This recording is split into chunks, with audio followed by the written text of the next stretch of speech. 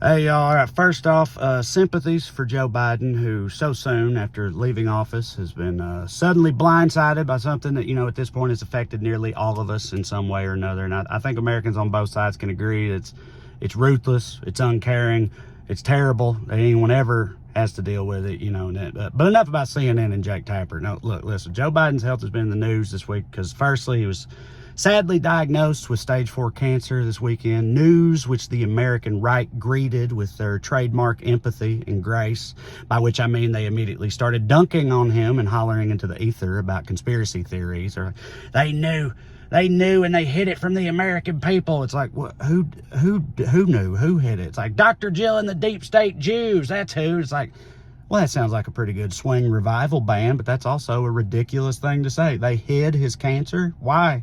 To what end? Was it to keep him from becoming not the president anymore? Was that why? Because I don't know if you're up on current events or not, but that didn't really work out. So not sure what you're so upset about here, right? But they are, as always, and their anger, coupled with Tapper's bombshell new book, which contains the earth-shattering revelation that Joe Biden was really papawing it up back there, has the conversation this week centered around the truth about Biden's health and how bad it was and for how long and who knew, all of which kind of feels like a waste of energy to me on account of how, and I really cannot emphasize this enough, he ain't the damn president no more.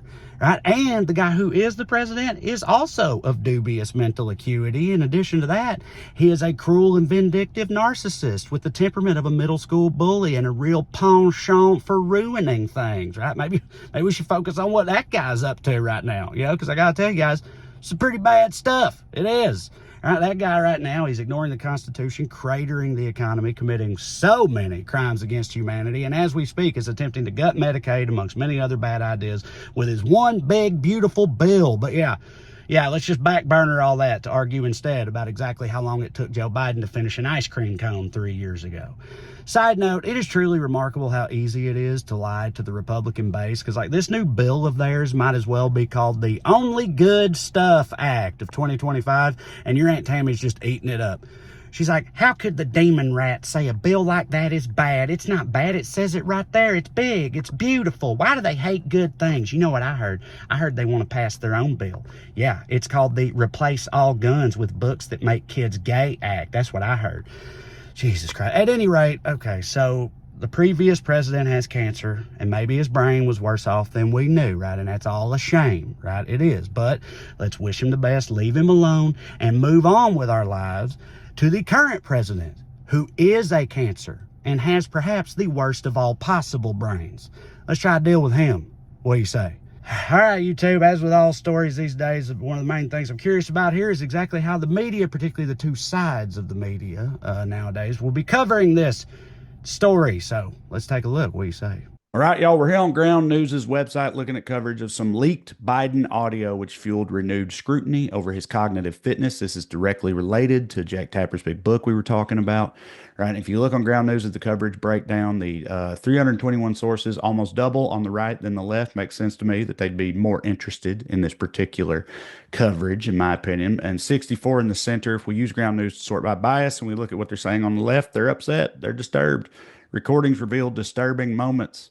Right. Was the former president even mentally fit to lead? The recordings call Biden a forgetful old man. So they're not sugarcoating it. They're like, wow, yeah, this is bad. This does look and sound bad on the left. We have to acknowledge that. And you can see how you can tell on Ground News before you ever click an article. You can see the factuality rating. You can see the political bias, and you can see the ownership group where the money comes from. So you just get more context and information. On the right, some of it typical, some of it not at the top. This headline, yikes, did everyone know Biden was this bad? Love the use of caps, aping their emperor, trying to imply something, I feel like, with that. And then a lot of the other these are pretty straightforward. Biden's most vulnerable moments apparent in this audio. They don't feel the need to dunk on the man when it seems so clear what the takeaway is. At least that's how I think they're approaching it. But anyway, you can see the difference there between the left and the right. Like I said, that's the added insight you get on Ground News. That's why I've been working with them for more than a year now. They add these layers of context and transparency to the media you consume, right? So you can follow along at ground.news/Trey, or you can scan that QR code on the screen there for more. This isn't all they do, though. They got a lot of great features. One of my favorites,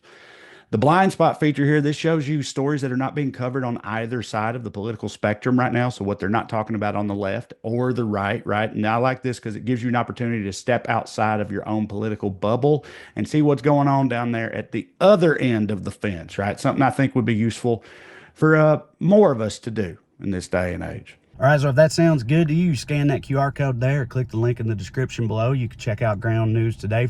You can get 40% off their highest tiered Vantage plan.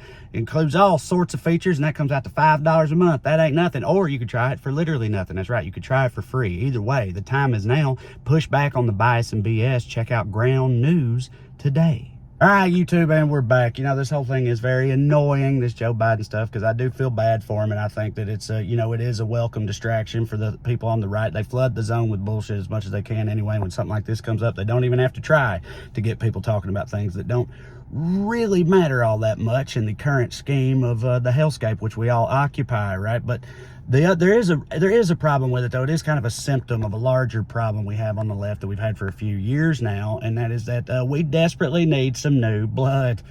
How many times does the Democratic Party have to be hamstrung by some ancient stalwart refusing to pass the torch, right? I mean, we all remember RBG, right? Ruined a heroic legacy in a way by clinging to power for far too long, and in doing so, kind of burying this country for generations. Sad as it is to say, it's sort of true, right? Joe Biden, I think most of us at this point agree. He had to step down. He should have done it far earlier. That's the real problem here, all right? Who are they going to run in 2028? Chuck Schumer? Is that what their idea is going to be? You know, Jerry Connolly, rest in peace, who just died today as I'm filming this of cancer.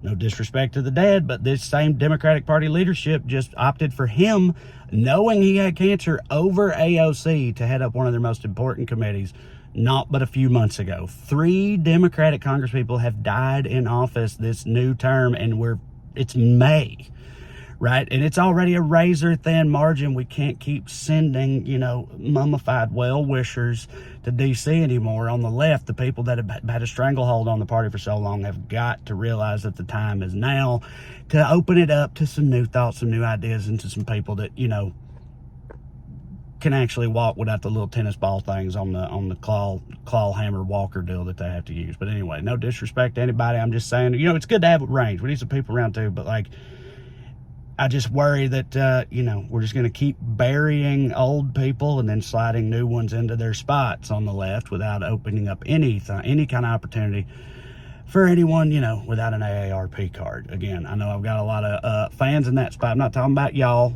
obviously. I'm just saying some of these people, they're around for eons and they don't give it up. At some point, you have to know when your time has come, okay? Also, fuck Jack Tapper, FYI, for the record. It's such a classic thing that always happens. It's like, you know, someone shows up. I bet it happened after Hitler's term, too, after his administration in like 50-ish. Some guy was making the rounds on whatever counted as, like, you know, the podcast circuit back then, whatever it was, who was like, the new tell-all book from inside the Fuhrer's inner circle. And he was like, I was in there the whole time and it was brutal. I couldn't believe what was happening, and I knew it was awful, but I further knew that I had to be able to sell books one day, so I couldn't do anything about it. You know, I wanted to. I'm a good guy. I knew it was bad, and I wanted to like stop it, but I mean, you know, but also I really wanted to sell this book, so I didn't. And in Jack Tapper's, you know, situation, it's particularly egregious considering, you know, like, oh, you had some very important and pertinent news that would,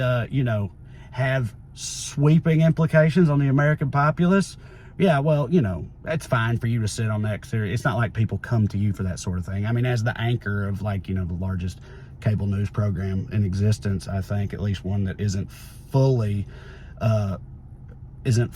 given over to the hard right, you know, I'm sure no one expected you to, like, deliver news. You know, I totally understand why you would just sit on that and use it for selfish profit mongering later on down the road. So good job on that. Not indicative of our current culture or anything like that at all. So yeah, we couldn't use that information before. Thanks, Jake. Thanks, CNN. Thanks, everybody. Fuck all this shit.